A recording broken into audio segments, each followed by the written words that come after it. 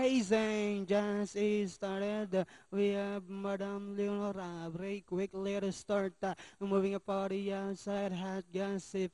Friendly fire comes next, then followed over by Black Label. Don Don's entry, moving a party outside, unopposed.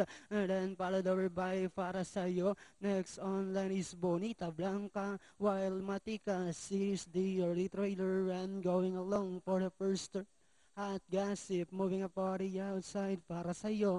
Don Don's entries racing in third. Then next song line is Friendly Fire. Alongside comes Unopposed.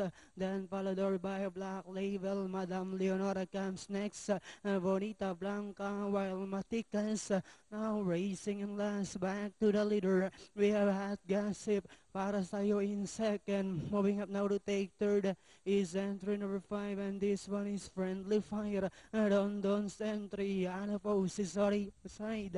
Black Label and at the far turn. We have hot gossip by about 3 lengths para sa'yo in second. Then in third comes Friendly Fire. Don Don's entry, Unopposed likewise now coming closer, and they are now entering the home stretch.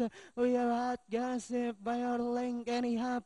Moving up now on the outside is Friendly Fire. Unopposed down on the inside now is Don Don's entry with about 100 meters of the race.